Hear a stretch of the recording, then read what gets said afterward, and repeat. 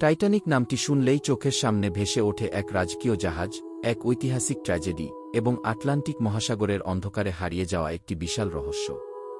১৯১২ সালের ১৫ই এপ্রিল বরফের সাথে সংঘর্ষে ডুবে যায় টাইটানিক। কিন্তু তার ধ্বংসাবশেষ কোথায় গেল? কেমনভাবে সেটা আবিষ্কৃত হল? আজকের এই এক্সপ্লেইন ভিডিওতে আমরা জানব কিভাবে সময়ের সাথে ধ্বংস হয়ে যাচ্ছে টাইটানিক, কি পাওয়া গেছে তার ধ্বংসাবশেষ থেকে, এবং কিভাবে বিজ্ঞানীরা এগুলোর উপর গবেষণা চালিয়ে যাচ্ছেন।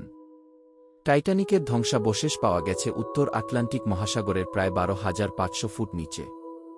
এটি কানাডার নিউফাউন্ডল্যান্ড উপকূল থেকে প্রায় ৬৪০ কিলোমিটার দূরে। গভীরতা এতটাই বেশি যে সেখানে পৌঁছাতে হলে বিশেষ ধরনের সাবমেরিন বা রিমোট অপারেটেড যান প্রয়োজন হয়। জাহাজটি যখন ডুবে যায় তখন সেটি মাঝপথে ভেঙে যায়। ফলে এর ধ্বংসাবশেষ দুইটি প্রধান ভাগে বিভক্ত হয়ে সাগরের নিচে পড়ে। সামনের অংশ বাও একদিকে আর পেছনের অংশ স্টার্ন আরেকদিকে পড়ে আছে। এদের মধ্যে দূরত্ব প্রায় ৬০০ মিটার। টাইটানিকের ধ্বংসাবশেষ আবিষ্কারের পেছনে রয়েছে বিশাল ইতিহাস।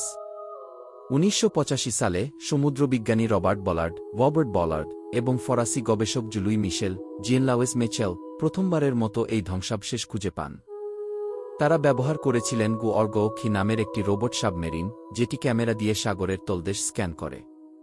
তারা প্রথমে খুঁজে পান একটি বয়লার, তারপর ধীরে ধীরে জাহাজের সামনের অংশ। এই আবিষ্কার ছিল ইতিহাসে এক যুগান্তকারী মুহূর্ত। এরপর থেকে নানা গবেষক ও সংস্থা নিয়মিতভাবে টাইটানিকের ধ্বংসাবশেষ ঘিরে অভিযান চালাচ্ছেন।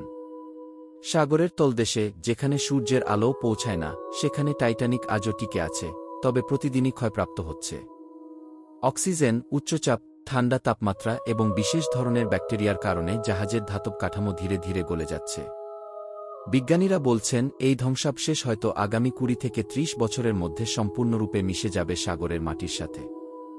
এর উপর রয়েছে হালোমনেস টেটানিকা নামের এক ধরনের ব্যাকটেরিয়া, যেটি ধাতু খেয়ে ফেলে।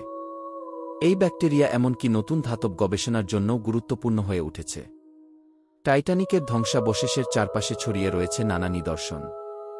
যাত্রীদের ব্যবহৃত জুতা, থালাবাসন ও চামচ, পার্সোনাল লগ বই, লোহার সিঁড়ি ও রেলিং, বিছানার খাট ও ফ্রেম, পার্লার ও ফার্স্ট ক্লাস কেবিনের আসবাব, ছেঁড়া সুটকেস ও মালপত্র।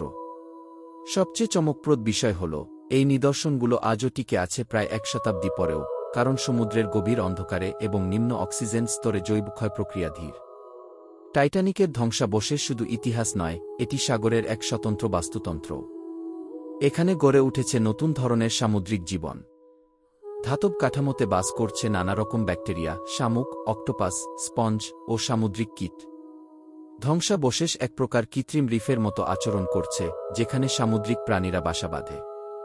বিজ্ঞানীরা একে ডিপসি গ্রেভিয়ার্ড বা গভীর সমুদ্রের কবরস্থান বলে থাকেন, যেখানে মৃতের নিদর্শনের মাঝে গড়ে উঠছে জীবনের নতুন চিহ্ন। টাইটানিকের ধ্বংসাবশেষ ঘিরে গবেষণা করতে গিয়ে তৈরি হয়েছে অনেক আধুনিক প্রযুক্তি, যেমন রিমোটলি অপারেটেড ভেহিকল, ক্যামেরা ও সেন্সরযুক্ত রোবট যা সাগরের গভীরে গিয়ে ভিডিও ধারণ করে। সোনার স্ক্যানার, জাহাজের আকার বিশ্লেষণে ব্যবহৃত হয়। 3D ম্যাপিং, পুরো ধ্বংসাবশেষের ডিজিটাল মানচিত্র তৈরি করা হয়। লেদার, ধ্বংসাবশেষের ক্ষয় নির্ধারণে সহায়ক। এছাড়া গবেষণার ফলাফল আজ সারা বিশ্বের বিভিন্ন মিউজিয়ামে প্রদর্শিত হচ্ছে, যেমন টাইটানিক বেলফাস্ট ম্যারিটাইম মিউজিয়াম ও ন্যাশনাল জিওগ্রাফিক এক্সিবিশন। ধ্বংসাবশেষ নিয়ে গবেষণার পাশাপাশি আছে অনেক বিতর্ক। এটি কি গবেষণার সম্পদ নাকি মৃতদের কবরস্থান? অনেকে মনে করেন এখান থেকে নিদর্শন সংগ্রহ করা মৃতদের প্রতি অসম্মান। আবার অনেকে মনে করেন ইতিহাস জানার জন্য এগুলোর সংরক্ষণ জরুরি। এছাড়া কিছু বেসরকারি সংস্থা টাইটানিক পর্যটন শুরু করেছে, যেখানে ধনী ব্যক্তিরা সাবমেরিনে করে টাইটানিক দেখতে যান। এ নিয়ে চলছে বিতর্ক, বিজ্ঞান বনাম ব্যবসা। টাইটানিকের ধ্বংসাবশেষ ভবিষ্যতে যাতে পুরোপুরি হারিয়ে না যায় সেজন্য চলছে সংরক্ষণের নানা উদ্যোগ।